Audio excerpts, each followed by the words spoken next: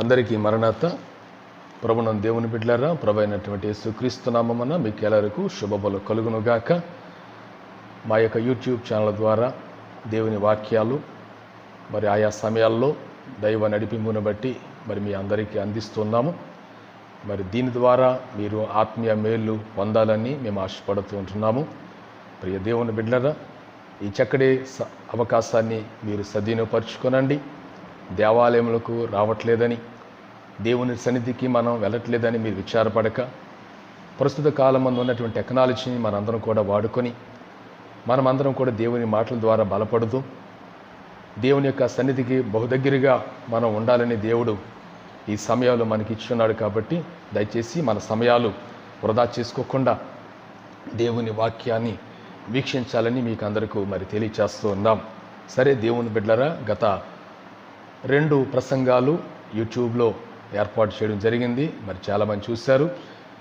మరి నా యొక్క దేవుని వాక్య సందేశాన్ని మరి విన్నప్పుడు మీరు విశ్వసించిన వారి ఉండి నన్ను బలపరుస్తున్నటువంటి యూట్యూబ్ ఛానల్ వారికి ప్రత్యేకమైనటువంటి, అలాగే మరి మరణాత మహిమ దేవాలయం లుంబూరు పాలకొండ మరి దేవుని యొక్క సేవకుని నేను మరి దేవుని యొక్క మాటలు వినిపించే భాగ్యము దేవుడి రీతిగా నాకు కల్పించాడు. కాబట్టి వీక్షిస్తున్న మీ అందరికీ నా యొక్క ప్రత్యేకమైన వందనాలు తెలియజేస్తున్నాము. సరే, ఈ సమయంలో మనము దేవుని యొక్క మాటలను మనం విందాం. ఎందుకంటే యూట్యూబ్ ఛానల్ ఎక్కువసేపు ఎవరు చూడడానికి ప్రయత్నం చేయరు. మహా అయితే 15-20 నిమిషాల కంటే మరి మించకూడదు. ఏదేమైనప్పటికీ కూడా అవసరమైనటువంటి వాక్యాన్ని మీకు అందించాలని నేను ఆశపడుతున్నాను. దయచేసి మరి చాలామందికి ఎలా చూసి అలాగా వెంటనే మలుచుకుంటారు, ఇది కాకపోతే మరొకటని. కానీ దేవుని బిడ్డలారా, దేవుని వాక్యాన్ని మీరు వినడానికి ఆసక్తి చూపవలసిందిగా మీ అందరికీ తెలియచేస్తున్నాం. నేను 2 మాటలు మీకు తెలియచేస్తాను. ఎందుకంటే తక్కువ సమయం కాబట్టి ఎక్కువ విషయాలని చెప్పాలి. ఈ తక్కువ సమయంలో మీరు శ్రద్ధగా ఆలకించాలని ఆశపడుతుంటున్నాను. 2 మాటలు ఏమిటి అని అంటే, 1 సౌదం, 2 సొదొమ. ఈ 2 మాటలు మీ అందరికీ వినిపించాలని ఆశపడుతున్నాను. సొదొమ అనే మాట బైబిల్ గ్రంథంలో ఈ మాట ఉన్నదని అందరికీ తెలుసును. ఇక సౌదం అనే మాట పరిశుద్ధ గ్రంథంలో మనకి ఎక్కడ కూడా కనబడదు. అయితే ఈ మాటను నేను ధ్యానం చేస్తున్నాను. ఎందుకంటే మన బైబిల్ మిషన్ యొక్క నాయకులు బైబిల్ కళాశాలకి సౌదం అనే పదాన్ని దైవజనులు, మన మిషన్ నాయకులు, మిషన్ పెద్దలు బైబిల్ కాలేజీకి దాన్ని నామకరణం చేశారు. అయితే ఈ పదము నేను బైబిల్ గ్రంథంలో చూశాను, అది ఎక్కడా కనబడలేదు. సౌదం అనంటే ఏమిటి? ప్రియులరా, మన దైవజనులు తెలుగు క్రైస్తవ కీర్తనలోని అయ్యగారు క్రిస్మస్ యొక్క కీర్తనలలో ఈ లాలి లాలి లాలమ్మ లాలి అనే పాటలో అయ్యగారు ఒక 4వ చరణం రాసుకుంటూ వచ్చారు. పశువుల పాకే నీకు వసతి గృహమాయే, మాకు మహిమ సౌదము లీయను, నీవు మనుషుడవైతేవా అన్నారు దైవజనుడు. కాబట్టి దేవుని బిడ్డలారా, ఈ సౌదము అనే పదము అర్థం ఏమిటి అని అంటే సౌఖ్యము. అలాగే దేవుని విశ్వాసులారా, అపాయకరము కాని స్థలము, దేవుడుండే స్థలము, పరిశుద్ధమైన స్థలము, మహిమ సౌదం అన్నారు. అయితే నేను సౌదం అనే సందర్భాన్ని నేను తీసుకుంటూ దీనికి మరొక పదము నేను యాడ్ చేసి, అనగా దీనికి అనుకూలమైన పదం మరొకటి ఎక్కడ ఉందని నేను ఆలోచించినప్పుడు దీనికి వ్యతిరేకమైన పదం ఏమిటి అనంటే సొదొమ. సొదొమ అనగా అందరికీ మనకు తెలుసును. సొదొమ గొమొర్ర పట్టణాలు అనగానే మనకు జ్ఞాపకం వచ్చే వ్యక్తి ఎవరు అనంటే లోతు గారు. ప్రియులరా, సౌదముకి సొదొమకి ఏమిటి తేడా? సౌదం అనగా ఒక మహిమ స్థలం, క్షేమకరమైన స్థలం, దేవునితో మనం నివసించే స్థలముగా మనం భావించుకోవచ్చు. అయితే దేవుని బిడ్డలారా, మనకి తెలుసును, 2 సోదరులు అబ్రహాము గారు, లోతు గారు. అబ్రహాము గారి యొక్క జీవితంలో మనం చూస్తే విస్తారమైన సంపదలు కలిగిన వాడై ఉండి అట్టి సంపదలతో నింపబడుతున్నప్పుడు పశువుల కాపర్లు, పనివారు ఇలాగున విస్తారముగా ధనవంతుడు అయినందువలన తన తోటి సోదరుడు కూడా ఇరువురు కలిసి ప్రయాణం చేసుకుంటూ వచ్చారు. ఈ ప్రయాణం చేసుకుని వచ్చినటువంటి సమయంలో మునుపున్న స్థలానికి మరలా అబ్రహాము గారు అనగా మరి నెగవు అనే ప్రాంతానికి అబ్రహాము గారు వెళ్ళినట్లుగా మనం చూస్తున్నాం. చూడండి, ఆదికాండ గ్రంథం 13వ అధ్యాయము మొదటి 2 వచనాలను మనం జ్ఞాపకం చేసుకుందాం. అబ్రాము తనకు కలిగిన సమస్తమును, తన భార్యను, తనతో కూడిన లోతును వెంటబెట్టుకొని ఐగుప్తుల నుండి నెగమునకు వెళ్ళాను. అబ్రాము వెండి బంగారం పశువులు కలిగి బహుధనవంతుడై ఉండెను. ప్రియులరా, బహుధనవంతుడైపోయాడు. దేవుని మాట నమ్మి ఆయన మాటకు లోబడి ఉన్నందువలన క్రమక్రమముగా అబ్రహాము గారు ధనవంతులయ్యారు. ఈ విషయానికి వస్తే అయితే అతడు ప్రయాణము చేయొచ్చు దక్షిణం నుండి బేతేలు వరకు, అనగా బేతేలునకు హాయికి మధ్య తన గుడారం మొదట ఉండిన స్థలమునకు వెళ్ళి తాను మొదట బలిపీఠమునకు కట్టిన చోట చేరును. అక్కడ అబ్రహాము యెహోవా నామమున ప్రార్థన చేశాను. దేవుని యొక్క సన్నిధిలో ప్రార్థన చేసే అలవాటు అబ్రహాము గారికి ఉన్నది అలవాటు. ఆయన ఎక్కడికి అడుగు పెట్టినా ప్రార్థన లేకుండా ఆయన ఎక్కడికి వెళ్ళేవాడు కాదు. సరే, ఇక్కడ మనం గమనిస్తున్నాము, అబ్రాముతో కూడా వెళ్ళిన లోతుకును గొర్రెలు దొడ్లు గుడారములు ఉండెను గనుక వారు కలిసి నివసించుటకు ఆ ప్రదేశము చాలకపోయెను. ఎందుకనగా వారు ఆస్తి వారు కలిసి నివసించలేనంత విస్తారముగా ఉన్నది కాబట్టి. వారి ఇరువురు కలిసి నివసించలేనంత విస్తారమైన ధనం ఉన్నది కాబట్టి అబ్రహాము గారికి కూడా పనివారు ఉన్నారు, లోతుకు కూడా పనివారు ఉన్నారు. అబ్రహాము గారికి పశువులు ఉన్నాయి, లోతు గారికి కూడా పశువులు ఉన్నాయి. అయితే ఇక్కడ మనం చూస్తూ ఉన్నాం, లోతు యొక్క పనివారికిని అబ్రహాము యొక్క పనివారికిని కలహము కలిగినప్పుడు అబ్రహాము గారు చాలా జ్ఞానము కలిగి ముందు జాగ్రత్త కలిగిన వాడై జరగబోయే పరిస్థితులు మనము బలహీనంగా ఉండకుండా ఉండడానికి అబ్రహాము గారు చాలా చక్కటి విషయాలు తెలియజేస్తున్నారు. ఎప్పుడైతే పనివారికి కలహం పుట్టిందో, అన్నదమ్ముల మధ్యన విభేదం రాకుండా ఉండడానికి ఒక చక్కటి సలహా ఇచ్చారు అబ్రహాము గారు తన సోదరుడైన లోతుకు. మనం గమనించినట్లయితే, కాబట్టి అబ్రహాము, మనము బంధువులము గనక నీకును నాకును నా పశువుల కాపర్లకు నీ పశువుల కాపర్లకు కలహము ఉండకూడదు. దయచేసి మన బంధువులం కాబట్టి మన పనివారి ద్వారా వచ్చే కలహము మన ఇంటి వరకు కూడా రాకూడదు. ఎందుకంటే బంధువులకు గౌరవించే మనస్తత్వం అబ్రహాము గారికి ఉంది. ఈ రోజుల్లో ఏది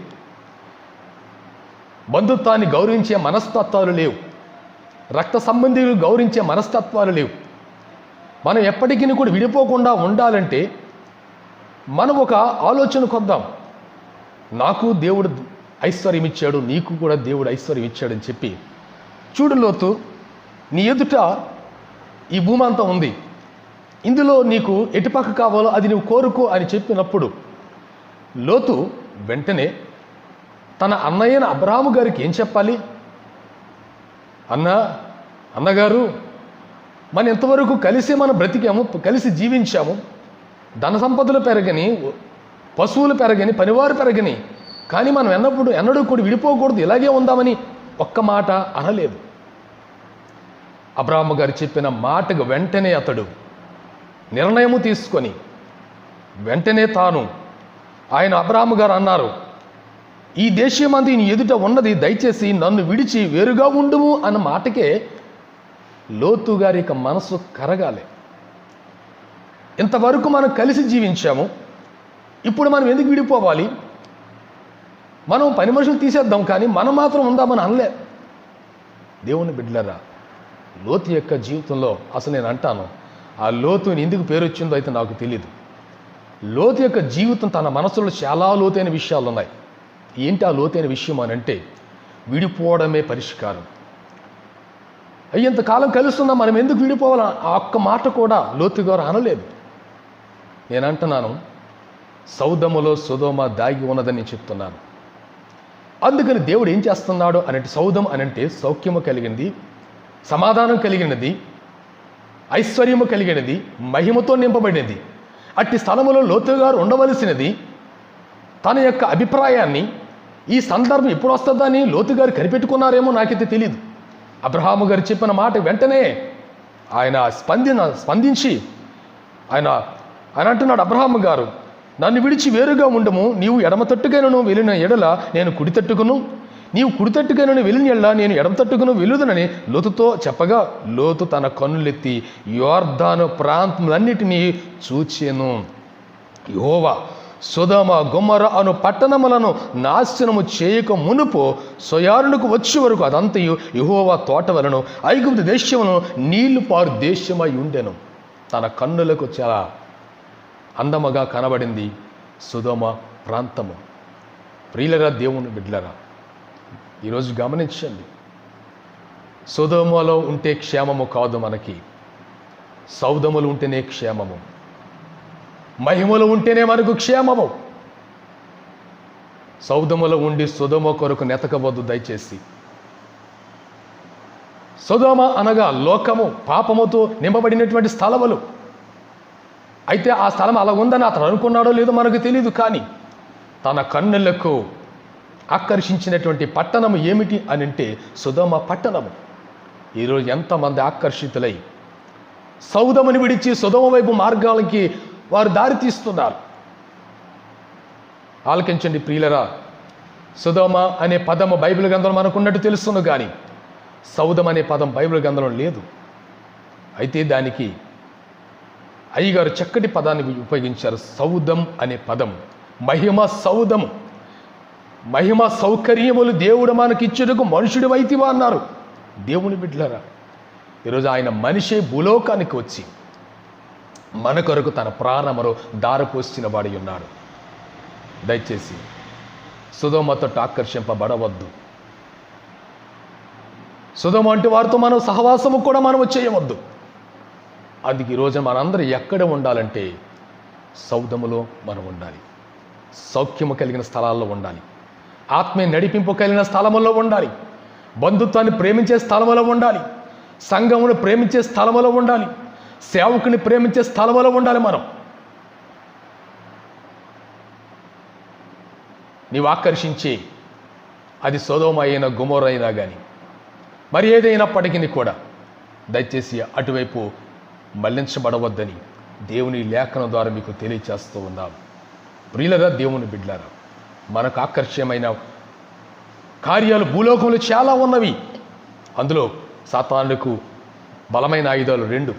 అందులో మొదటి ఆయుధము స్త్రీ, రెండవ ఆయుధము ధనం.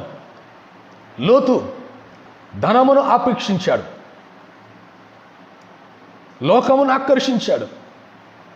ప్రియులరా, దేవుని బిడ్డలారా, ఈ విషయంలో లోతు గారు అన్నగారికి ఎడబాపు అయిపోయాడు. కలిసి ఉండే మనస్సు లేదు చాలామందికి, ఆత్మీయంగా కలిసి ఉండే మనస్తత్వం ఎవరికి కూడా లేదు. దయచేసి గమనించండి, ధనధాన్యములు మనకు పరలోకానికి తీసుకొని వెళ్ళవు, వెండి బంగారం మనకు పరలోకానికి తీసుకొని వెళ్ళవు. మనం చూస్తున్నాము కదా ప్రస్తుత పరిస్థితులు. మా ప్రాణములను కాపాడలేని ఈ ధనం మాకెందుకు, ఈ బంగారం మాకెందుకని ఇతర దేశాల్లో వారు బజార్లో అంటే పారవేయడం జరుగుతుంది. దేవుని రాకడకు ముందు ఉన్నటువంటి గుర్తులు మనం గమనించాలి ఈ దినమందు. అందుకు ఈ రోజున సౌదములో ఉంటేనే మనకు క్షేమము, అనగా మహిమలో ఉంటేనే మనకు క్షేమము. దయచేసి ఏ విషయంలో కూడా మనము తొందర పడవద్దని మీకు తెలియచేస్తున్నాం. ఒకరి మనస్తత్వం తెలియాలి అని అంటే అబ్రహాము గారిని మనం చూసి నేర్చుకోవాలి. లోతు యొక్క మనస్తత్వం ఎలాగుంటుందో ఒకసారి పరిశీలించాడేమో ఆయన. ఇదిగో మనం ఎడబాపకుండా ఉండాలి అంటే, ఇదిగో మన ఎదుట ఈ దేశమంతా ఉన్నది, నీకు నచ్చినటువంటి స్థలములు నీవు ఎన్నుకో అని చెప్పినప్పుడు ఒక్క మాటనే చెప్పద్దా లోతు గారు? అన్నగారు నేను నీతో కలిసి వచ్చాను, నీతోనే ఉంటాను, ఒక్క మాట అనలేదు. దేవుని బిడ్డలారా, ఏమండి? సొదొమకి వెళ్తే లోతు గారికి ఏమైంది? అయితే లోతు గారి యొక్క జీవితంలో మనం గమనిస్తే సొదొమ గొమొర్రాలో అడుగుపెట్టిన స్థలం మొదలుకొని తన మనస్సాక్షిని చంపుకుంటూ బ్రతుకుతున్నాడు. అంటే అక్కడున్న ప్రదేశాలు, అక్కడున్న స్థలాల్లో కళ్ళు పళ్ళు అన్నీ కూడా దేవుని యొక్క సన్నిధిలో భయభక్తులు కలిగిన వాడి ఉండి ఆ పాపము కార్యములు చూసి అసంచుకున్నవాడి తను తాను కాపాడుకున్నాడు. కానీ తనను పాడు చేసిన తన కుటుంబం తనకు శత్రువు అయిపోయిందన్న సంగతి మనకు ఈ దినాన మనం చూస్తూ ఉన్నాం. దేవుని బిడ్డలారా, అందుకనే మనం ఎక్కడ ఉండాలి అంటే ఇక్కడ మనం చూస్తున్నాం 13వ అధ్యాయం 2వ వచనం, అబ్రాహాము వెండి బంగారం పశువులు కలిగి బహుధనవంతుడై ఉన్నాడు. ఎవరి మాట వింటే? దేవుని మాట వింటే. దేవుడు చెప్పిన స్థలానికి వెళ్ళమంటే ప్రభు చెప్పిన మాటకు అబ్రాహాము గారు అంగీకరించారు. దేవుని బిడ్డలారా, ఈ రోజున మనము ఆయన మాట వినకుండా మన స్వంత నిర్ణయాలు, మన స్వంత ఆలోచనలకు మనం లోబడి ఉంటే ఇదిగో లోతు పట్టిన పరిస్థితి రేపు మనకును కూడా పడుతుంది. దేవుని బిడ్డలారా, కనుక కరోనా వచ్చి ప్రపంచంలో అన్ని దేశాలను కూడా కదిలిస్తూ ఉంది. దేవుని బిడ్డలారా, పారిపోయే మార్గాలు మనకు కనబడవు. ఇక ఏ స్థలంలోకి వెళ్ళినా అది వ్యాపిస్తూ ఉంది. ఎక్కడున్నా అది మనల్ని పట్టుకుంటూ ఉంటుంది. బైబిల్ గ్రంథం మీ పాపం వల్ల మిమ్మల్ని పట్టుకొనను. దేవుని బిడ్డలారా, గనుక ఈ రోజున పట్టి పీడిస్తున్న మహమ్మారి ఆ కరోనాని మనం దూరంగా ఉంచాలంటే మన ఫ్యామిలీస్, మన కుటుంబాలు కలిసి ఉందాం. వేరే స్థలాల్లో దయచేసి దాటి వెళ్ళవద్దు. దేవుని బిడ్డలారా, రూతుతో బోయాజ్ అంటాడు, వేరొక పొలంలోనికి వెళ్ళొద్దు, వేరొక పొలంలోనికి వెళ్ళొద్దు అని రూతుతో బోయాజు చెప్పినట్లుగా మనమును కూడా వేరు వేరు స్థలాలోనికి వెళ్ళి మనకున్న ఆశీర్వాదాలు పోగొట్టుకోకుండా జాగ్రత్తగా ఉండాలని ఈ దినం మీకు తెలియచేస్తూ ఉన్నాం. గనుక సౌదం అని అంటే ప్రశాంతమైన వాతావరణం, పరలోక స్థలం. నీవు ఉండే ప్రతి స్థలము దేవుని స్థలముగా నీవు మార్చివేయాలి. దేవుని బిడ్డలారా, ఐగుప్తులో కలిగిన రోగం ఒకటైనా నేను మీకు రాని ప్రభు చెప్పిన మాట, ఇశ్రాయేలుకి ఇచ్చిన వాగ్దానము ఆయన చెప్పిన చేస్తే అదిగా బైబిల్ గ్రంథంలో మన బైబిల్కి వాగ్దానం ఏమిటనంటే ఆ యొక్క మూలాంశం ఆయన మీతో చెప్పునిది చేయుడి. ఆయన మీతో చెప్పునిది చేయుడి. ఆయన ఏది చెప్తే అది మనం చేస్తే మన కుటుంబం క్షేమంగా ఉంటుంది, మన సంఘము క్షేమముగా ఉంటుంది, మన జిల్లా క్షేమముగా ఉంటుంది, మన రాష్ట్రం క్షేమంగా ఉంటుంది, మన దేశము క్షేమముగా ఉంటుంది. క్షేమం లేని స్థలాలు దయచేసి కోరుకోవద్దు. ఆకర్షణమైన స్థలాలు మీరు కోరుకోవద్దు దయచేసి. అక్కడ ఆకర్షణ ఉంది కానీ ఆత్మీయత లేదు. ఆత్మీయత కలిగిన స్థలాల్లో ఉండండి. కష్టమైనా ఉందాం, నష్టమైనా ఉందాం. దయచేసి సౌదం మాత్రం దాటి వెళ్ళొద్దు. సౌదము అని అంటే మనం చూస్తున్నాం, అబ్రహాము గారు ఉన్న స్థలమే ఒక సౌదము లాంటిది, ఒక పరలోక గవిని లాంటిది. అది దేవుడు నివసించే స్థలముగా దాన్ని ఏర్పాటు చేసుకున్న అబ్రహాము గారు. ఈరోజు మన బ్రతుకులు ఎలా ఉన్న ఒకసారి మనం పరీక్ష చేసుకొని దేవుని బిడ్డలారా, దేవుని వాక్యం ద్వారా బలపడడానికి ప్రయాసపడండి. అంతేగాని మళ్ళా ఆకర్షించుకోవడానికి ఏ పార్టీ వారమండి? దేవుని బిడ్డలారా, మనం ఏ పార్టీ వారు? దేవుని వాక్యం మన ముఖబొమ్మలో కనబడలేనప్పుడు, దేవుని ఆత్మీయత మనలో కనబడలేనప్పుడు ఇతరులకు మనం ఏమి చెప్పి వారిని బలపరచగలవు? అందుకే ఈ దినమందు సౌదం అనే స్థలంలో మీరు ఉండండి. సౌదములోని మీరు నివసించండి. హద్దు దాటవద్దు దయచేసి. అబ్రహాము గారికి ఏమాత్రం విడిచిపెట్టలేదు. తన తమ్ముడైన లోతుని విడిచిపెట్టాలని అన్నడు ఆలోచన లేదు. కానీ నీకును నాకును మన మధ్యన వైరము కలగకుండా ఉండాలంటే మనం జాగ్రత్తగా ఉందాం అనుకున్నాడు. కానీ ఆ మాటకి జవాబు ఎన్నడూ నేను విడిచిపెట్టను అని ఒక్క మాట చెప్పుంటే ఆ సందర్భం ఎలాగున్నా మనకు తెలీదు. లోతు వెళ్ళిన దాన్ని బట్టి సొదొమ పరిస్థితితో మనకు అర్థమయ్యింది. సొదొమ ప్రాంతాలు ఎలాగున్నాయో మనకు అర్థమైంది. లోతు వెళ్ళకుంటే పరిశుద్ధ గ్రంథంలో సొదొమ గురించి మనకు తెలియకపోను. లోతు వెళ్ళాడు కాబట్టి సొదొమ పరిస్థితులు చాలా భయంకరమైన స్థలాలు అవి. దేవుని బిడ్డలారా, ఈ దినం మనమును కూడా ఇవన్నీ కూడా మనకు దృష్టాంతంగా దేవుడు మనకు ఉంచాడు. నిషేధించబడిన స్థలాల్లోనికి మనం వెళ్ళకూడదు. ఒక స్థలం నిషేధించబడింది, నిషేధించబడిన స్థలానికి మనం వెళ్ళకూడదు. ప్రియులరా, దేవుని బిడ్డలారా, అందుకు ఈ దినం మనం సౌధములోనే ఉండాలి, సౌఖ్యమైన స్థలంలోనే మనం ఉండాలి. అందుకు దేవుని వాక్యంలో మనం మాట్లాడుతున్నాం. ఒకవేళ లోతు ఉంటే సొదొమలో అంటే సౌధములో ఉంటే క్షేమముగా ఉండినేమో మనకు తెలియదు. కానీ అతడు బయట పడ్డాడు, తాను బయటపడ్డాడు, తనలో ఉన్న మాట కూడా బయటపడింది, తన మనసులో ఉన్న మాట బయటపడింది. దేవుని బిడ్డలారా, ఫ్రీడమ్ చేసాడు అబ్రహాం గారు. నీకు నాకు ఎప్పటికి కూడా గొడవ రాకూడదు కాబట్టి మనం ఎడబాపుగా ఉందామన్న మాటకు లోతు చక్కగా తిరిగి, నేను విడిచి వెళ్ళనయ్యా అన్నయ్య, ఎంతకాలం నీతో ఉన్నాను, నీ వల్లనే ధనవంతునయ్యాను, నా కుటుంబం ఎంత విస్తరించబడిందని ఒక్క మాట కూడా చెప్పకపోవడం చాలా బాధాకరం. కాబట్టి దేవుని బిడ్డలారా, ఈ రోజున మనందరము కూడా చెప్పండి, మీరే సౌధం అంటే మహిమ కలిగిన స్థలం, దేవుడు ఉండే స్థలము. కాబట్టి అట్టి స్థలములో మనం ఉండాలి. సొదొమను కోరవద్దు, సొదొమ ఆలోచనలు మన హృదయంలోని కూడా రానికూడదని ఈ దినమందు మీకు తెలియజేస్తున్నాను. అట్టి ఆశీర్వాదములు దేవుని మీ అందరికీ దయచేయును గాక. ఆమేన్. మహాపరిశుద్ధమైన తండ్రి, దేవానికి వందనాలు చెల్లిస్తున్నాం. ఇగో ఈ దినమందు నీ మాటలు మాకు వినిపించిన మహిమోన్నతులైన తండ్రి, నీకు వందనాలు. అనేకులకు ఆత్మీయంగా బాల్పట్టుకు సహాయం చేయమని యేసు నామములో వేడుకొనుచున్నాను మా పరమ తండ్రి. ఆమేన్. అందరికీ మరణాత.